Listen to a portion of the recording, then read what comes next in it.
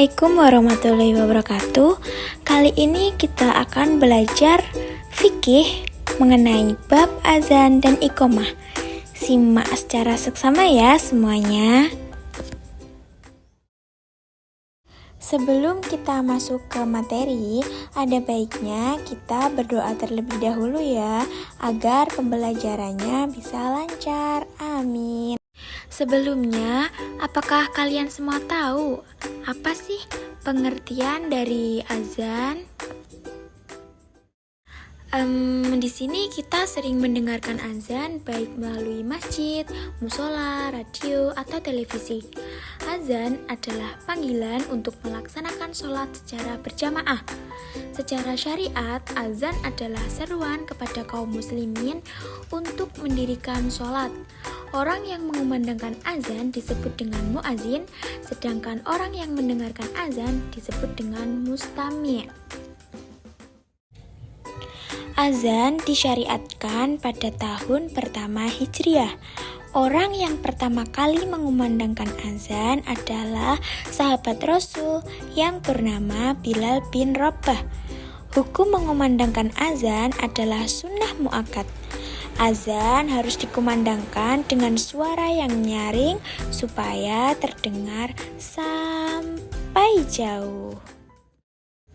Syarat orang yang mengumandangkan azan atau muazin harus memenuhi syarat-syarat sebagai berikut. Yang pertama, beragama Islam. Yang kedua, harus laki-laki.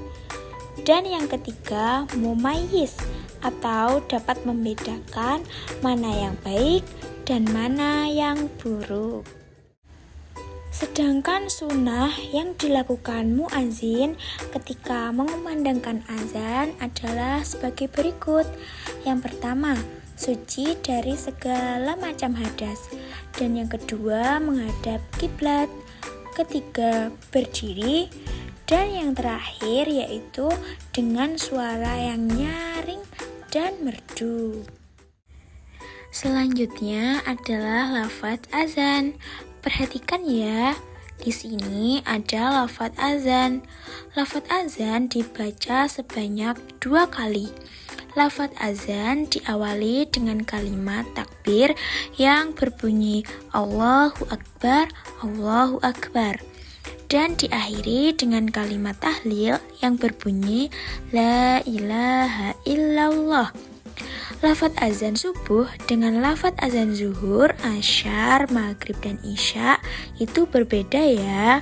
Yang membedakan lafadz azan subuh dengan lafadz azan yang lainnya yaitu pada kalimat as-sholatu khairum minan naum. As-sholatu khairum minan naum, yang artinya sholat itu lebih baik daripada tidur. Nah, ketika kalian sudah mendengar kumandang azan, disunahkan untuk membaca doa setelah azan. Apakah kalian sudah hafal doa setelah azan? Kita baca bersama-sama ya doa setelah azan. Bismillahirrahmanirrahim.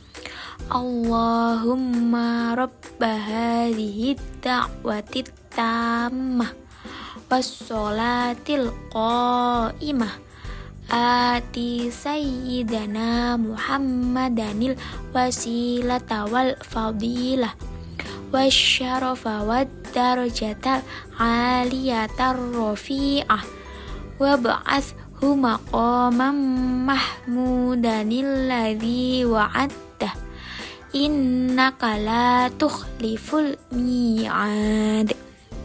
Nah, itu tadi doa setelah azan. Mudah-mudahan setelah kita membaca doa setelah azan bersama-sama, kalian semakin hafal lagi ya doa setelah azannya. Selanjutnya, iqomah. Iqomah menurut bahasa berarti mendirikan. Adapun menurut istilah adalah ajakan untuk melaksanakan sholat berjamaah. Iqomah juga menandakan sholat akan segera dilaksanakan. Iqomah dikumandangkan ketika hendak melaksanakan sholat. Selanjutnya, tujuan iqomah.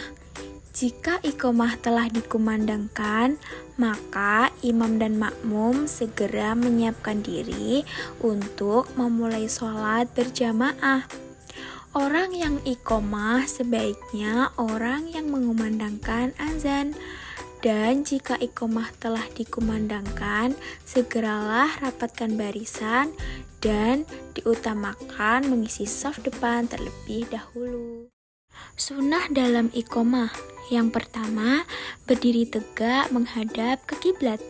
Yang kedua, suci dari hadas. Dan yang ketiga, berdiri di tempat yang lebih tinggi. Sunnah dalam iqomah tidak jauh beda dengan sunnah dalam azan. Oh iya, melafalkan iqomah disunahkan agak cepat ya. Iqomah dikumandangkan dengan suara lebih rendah dari suara azan. Di sini ada gambar bacaan iqomah. Bacaan iqomah dibaca sebanyak 1 kali.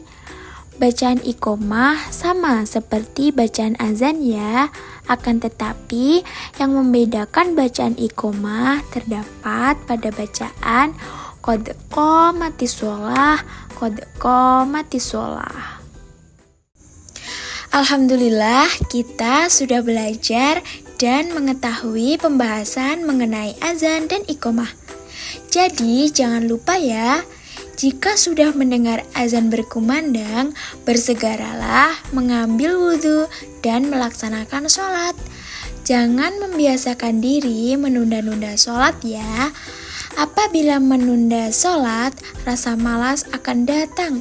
Dan pastinya Allah tidak menyukai orang-orang yang lalai dan malas dalam sholatnya.